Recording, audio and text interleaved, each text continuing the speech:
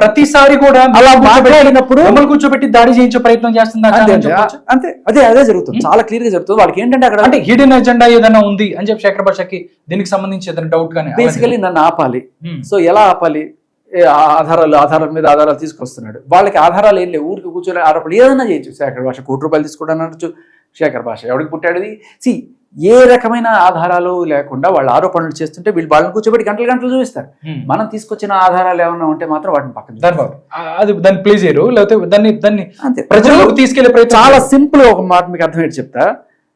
ఆ రోజు ఈవిడ నా మీద ఫిజికల్ గా దాడి చేయించినప్పుడు అదే రోజు నేను హాస్పిటల్లో పడితే ఈవిడ చక్కగా ఏమి కాకుండా వీళ్ళు పోలీస్ స్టేషన్లోకి వెళ్ళి కేసు పెడితే, మరి ఆడపిల్ల కేసు పెట్టింది కాబట్టి టక్కుమని ఎఫ్ఐఆర్ చేశారు. బట్ ఆ రోజు ఏం వేశారు? ఆడు పెట్టిన సెక్షన్స్ లో శేఖర్ భాషకి 5 ఏళ్లు జైలు శిక్ష అని చెప్పి పెద్ద కార్యక్రమమే నడిపారు, క్వశ్చన్ మార్క్ వేసి. అవును. బట్ 10 రోజులు 14 రోజుల తర్వాత పోలీసులకు నిజం తెలిసింది. వాళ్ళు ఇప్పుడు ఈవిడ మీద ఎఫ్ఐఆర్ చేశారు.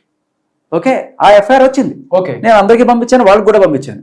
మరి లావణ్యకి 2 ఏళ్ళు జైలు శిక్ష, లావణ్యకి 5 ఏళ్ళు జైలు శిక్ష అని చెప్పి క్వశ్చన్ మార్క్ పెట్టి ఎందుకు ప్రోగ్రామ్ చేయలేదు? This shows their double standards. ఎవరి పక్క ఉన్నారు అనే దానికి చాలా క్లియర్ కట్ నిదర్శనం నేను చూపిస్తున్నాను కదా. ఇంతకు మించి మీకు వేరే ప్రూఫ్ అక్కర్లేదు.